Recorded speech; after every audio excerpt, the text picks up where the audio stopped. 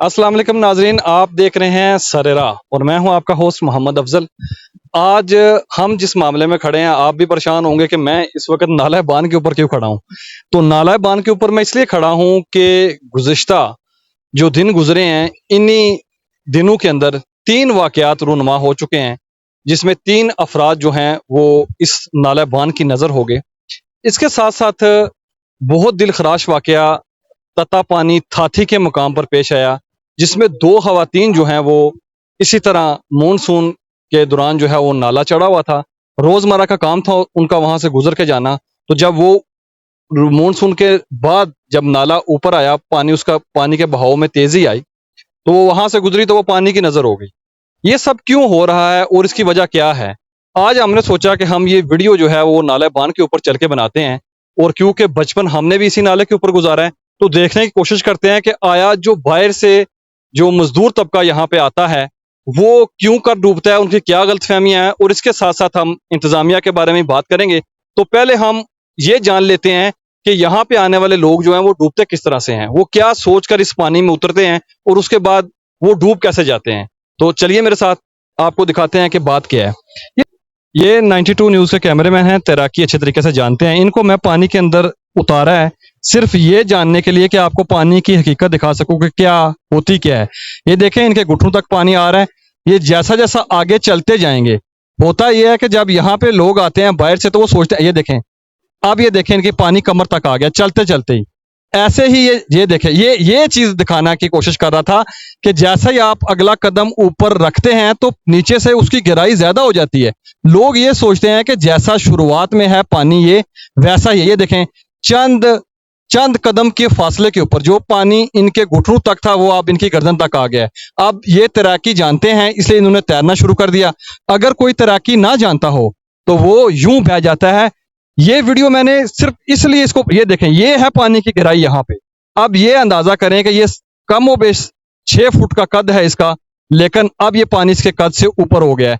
तो ये वजह है, जो बाहर से लोग आते हैं वो यही सोचते हैं कि स्टार्टिंग में जैसे पानी है एंड तक भी पानी वैसा ही रहेगा और बामुश्किल हमारी कमर तक आएगा। लेकिन जब ये तुगयानी आती है तो पानी अपना हुजम नीचे से जो है वो तब्दील करता रहता है। पत्थर जो है वो सिरक के आगे चले जाते हैं। यूं ये दरिया जो है वो गहरा होता जाता है, ये नाला गहरा होता जाता है। तो ये एक प्रैक्टिकल था जो मैं आपको दिखाना चाहता था। इसके से देखिए, ये मजदूर तबका है, ये यहाँ पे कपड़े धोने के लिए आते हैं क्योंकि इनके पास नहाने के लिए कोई और सोर्स नहीं है। ये लोग कपड़े धोने के लिए, नहाने के लिए इस दरिया के नजदीक आते हैं, इस नाले के नजदीक आते हैं। अब होता क्या है, कभी कभी ये इनका दिल चाहता है कि पानी तो बहुत जो है वो कम है। अगर मेरा कैमरामैन थोड़ा सा आगे आके, क्योंकि पत्थर है चलने में थोड़ी सी दुश्वारी है, तो आपको वो दिखाता है कि ये देखें, ये पानी का बहाव यहाँ पे बिल्कुल कम है। यहीं पे बैठ के ये भाईजान जो हैं वो कपड़े धो रहे हैं, खान साहब। अच्छा, होता ये है कि अब मेरा कैमरामैन मेरे इस साइड से जरा आपको दिखाए। हाँ, होता यह है कि ये पानी का बहाव इस तरफ जहाँ पे कैमरा इस वक्त है, यहाँ पे बिल्कुल कम है, लहरें हैं। बंदा जो यहाँ पे कपड़े धो रहा हो या कोई भी काम कर रहा हो तो वो सोचता है कि अब मुझे गर्मी लगी है, मैं नहा लूं, ये तो बहुत थोड़ी थोड़ी सी लहरें हैं, मैं नहीं डूबूंगा। गलती ये होती है कि जो मकामी लोग हैं जो इन दरियाओं पे, इन नालों पे नहाते हैं, उनको बाखूबी पता है रूटीन वाइज ये जो चल रहा है नाला, इसमें पानी का लेवल जो है वो यही लगता है कि बहुत कम है। लेकिन क्योंकि ये छोटा सा लग रहा है, इसका हुजम हम देखें तो बिल्कुल कम लग रहा है, छोटा सा एक नाला की तरह लग रहा है कि बिल्कुल कम पानी होगा। जब आप एक अनजान बंदा या आप जब इसमें उतरते हैं और तुगयानी गुजर चुकी हो, तो आप लोग नहीं समझ पाते कि नीचे से पानी के प्रेशर ने, पानी के बहाव ने इन पत्थरों को अपने साथ बहा के जाके कहीं और चले गए हैं और ये नीचे से गहरी हो गई है। गड्ढे में जब आपका पाँव पड़ता है तो आप अपने होश और हवास खो बैठते हैं, और फिर इसके बाद जैसे जैसे आगे चलते जाते हैं तो यूं इंसान के जो पाँव हैं वो जमीन के ऊपर, पत्थरों के ऊपर नहीं लगते और वो डूबना शुरू हो जाता है। जो तैराकी जानते हैं वो तो बच निकलते हैं, और जो तैराकी नहीं जानते वो यूं इस छोटे से पानी की नजर हो जाते हैं। और ये आज खुईरट्टा में जो है वो यानी कि 3 बंदे जो हैं वो जाम भाग हो गए, जिनमें 2 कमसन बच्चे, उनको मैं शहीद ही कहूंगा, जो डूब के मरते हैं वो भी शहीद ही होते हैं हमारे। एक परदेसी भाई पहले डूबा, उसकी लाश को रेस्क्यू किया गया। किस तरह से किया गया, वो पानी गहरा था, 34-35 बल्कि 40 फुट गहरा था।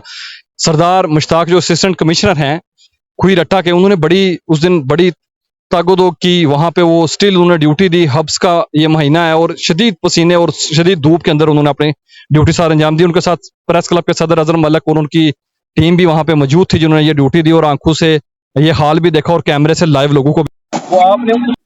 अच्छा, आज क्या हुआ है कि कल ब्रोडगाला के मकाम पर दो बच्चे जो हैं, बल्कि तीन बच्चे, वो वहां पे नहा रहे थे। कुछ सोर्स ने मुझे ये भी बताया है, नाम ना लेने की शर्त पे, कि वहां पे करंट लगा के मछलियां भी पकड़ी जा रही थी। ये कह सकता हूं कि ये कोई 100% दुरुस्त बात नहीं, लेकिन मेरे कानों में ये उड़ती उड़ती बात भी आई है कि वहां पे वो मछलियां पकड़े थे, तो यूं ये सारा वाकया हुआ। बहरहाल जिस तरह से भी हुआ, वो तीनों बच्चे जो हैं वो डूब गए, जिनमें से एक को जो है वो बचा लिया गया, दो जो है वो मौके पर ही जाम फाक हो गए।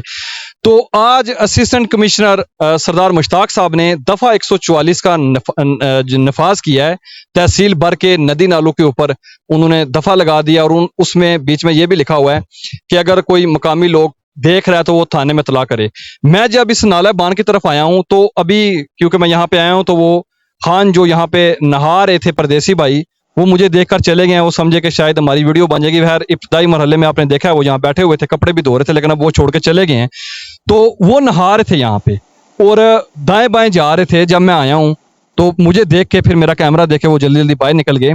बताने का मकसद यह है कि इस वक्त दफा 144 लग चुकी है। जिस जगह पे मैं खड़ा हूँ इसके बिल्कुल ऊपर थाना पुलिस स्टेशन खुईरट्टा है, ठीक है।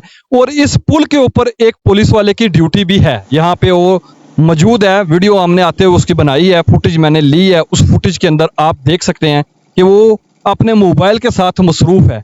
नीचे ये खान भाई यहाँ पे नहा भी रहे थे और जब मैंने इनसे पूछा तो मुझे उन्होंने रिक्वेस्ट की कि आप हमारी वीडियो में हमें ना लें। मैंने उनसे पूछा आपको तैरना आता है, तो उनका ये कहना था कि तैरना नहीं आता, ये पानी बहुत कम है, थोड़ा सा आगे जाओ तो गहरा होता है लेकिन बंदा डूबता नहीं है। ये वो गलतफहमी थी जो बाकी लोगों को जो बाहर से आते हैं उनको भी यही गलतफहमी होती है और वो यूं जान से हाथ धो बैठते हैं। बहरहाल असिस्टेंट कमिश्नर सरदार मुश्ताक साहब ने एक अच्छा इकदाम किया, लेकिन सवाल वही पैदा होता है कि इसके ऊपर अमल कौन करवाएगा। वहां पे पुल के ऊपर एक पुलिस स्टेशन वाला मौजूद है, वो देख भी रहा है, उसको पता भी है, घूम फिर के वो मोबाइल के साथ लगा हुआ है, दरिया में देख रहा है, नाले में देख रहा है, दाएं बाएं झांक रहा है वो। लेकिन दफा 144 के ऊपर किसने अमल करवाना है? सरदार मुश्ताक साहब क्या खुद आकर नदी नालों को देखेंगे, या पुलिस ने इसके ऊपर अमल करवाना है, या मकामी लोगों ने करवाना है? उस नोटिफिकेशन के अंदर वाज़िया लिखा हुआ है कि इतला दें। इससे बड़ी इतला क्या हो सकती है कि एक पुलिस वाला पुल के ऊपर खड़े होकर ये सारा मनाजर देख रहा है और दफा 144 की धज्जियां उड़ाई जा रही हैं और ये यहाँ पे खान साहब नहा रहे हैं।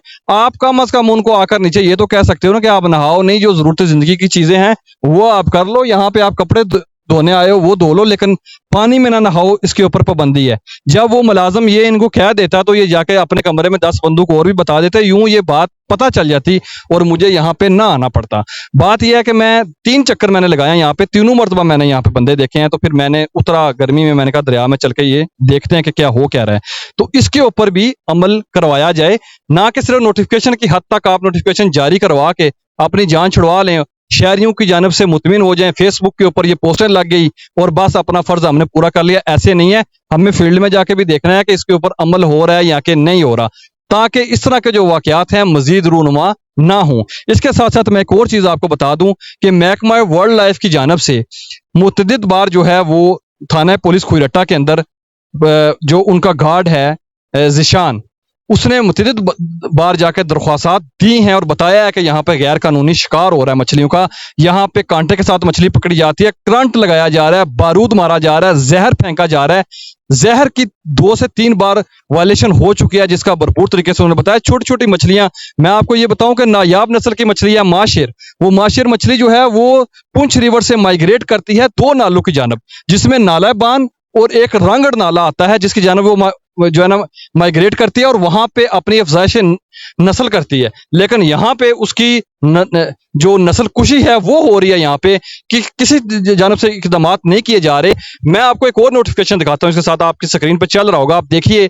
ये नोटिफिकेशन डिप्टी कमिश्नर की जानब से है, जिसमें शिकार के हवाले से तमाम तहसीलों को लिखा गया है कि शिकार के ऊपर बिल्कुल पाबंदी है और दफा 144 का निफाज किया गया है। अगर इसके ऊपर ही अमल करवा लिया जाता तो ये नहाने वाले वाकयात भी रूनुमान ना होते। यहाँ पे वाइल्ड लाइफ का जो गार्ड है वो बेचारा बेबस है, उसका ये कहना है कि मैं वीडियो बनाकर भी थाने पुलिस में दे चुका हूं, दरखास्त भी दे चुका हूं, लेकिन एक सिंगल बंदे को यहां पर बुलाकर ये नहीं पूछा गया कि तुम ये गैर कानूनी काम क्यों कर रहे हो, सरकार ने तो इसको बंद किया हुआ है। ये भी हमारे लिए लम्हा फिक्रिया है। मैं आपको आगे चल के दिखाता हूं, अगर मेरा कैमरामैन दिखा सके तो। अभी इस पुल के नीचे, जिस पुल के ऊपर एक मुलाजम खड़ा है बावर्दी, उस पुल के नीचे भी अभी भी लोग जो है वो मछलियां पकड़ रहे हैं।